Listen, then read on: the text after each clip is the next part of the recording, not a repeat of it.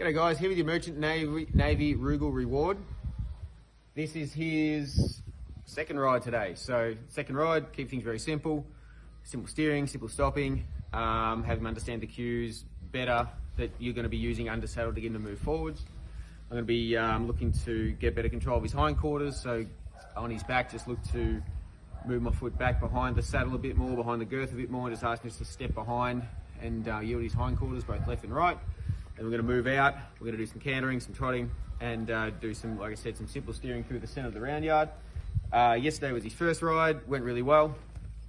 Physically, he's a nice horse, got a very yes sir forward attitude to him.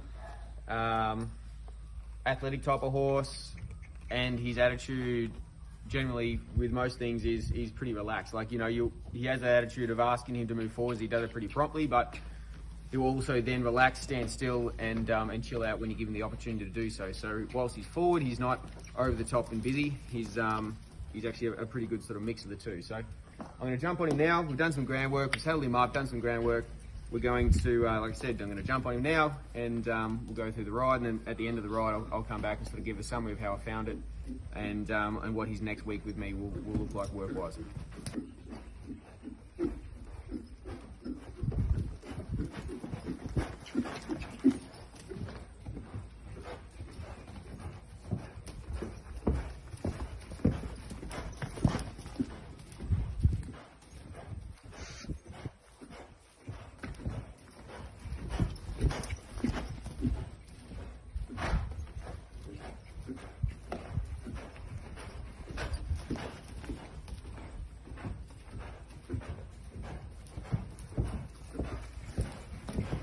Went really well.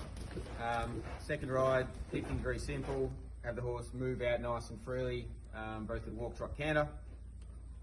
Do some simple steering across the centre of the round yard, and do just some simple stopping. So really happy with how he is. Today's Saturday the 26th, so he's had the whole week of sort of work, so at the end of the week now. Had to just, keep that ride nice and short. He did everything correct.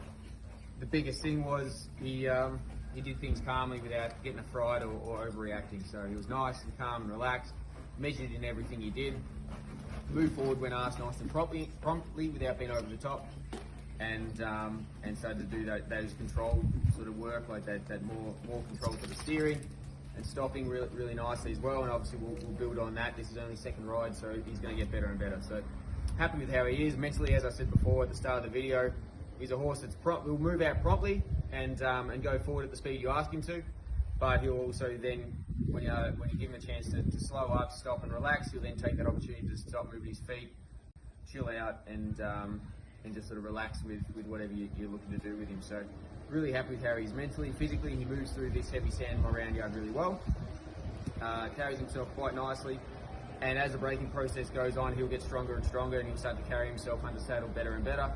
And towards the end of the braking prep is when we start to get into that classic sort of racehorse shape, where he'll sort of bring his head in, start to work up the track in a bit more of a shape that you might be that's more inclined to look like some of the older racehorses going around the track. So step by step at this stage, we're just having him happy, moving out nice and freely, loose rein, nose out nice and straight, following his head, and starting to isolate those body parts under saddle. Body parts being hindquarters, forequarters, and just your head and neck. So we just sort of get control over all of those. Start getting better control over his feet, and then from there we start refining that more and more. So we've got a horse that's really nice and adjustable under saddle, both with speed and where you can then place his feet as the rider and direct him. So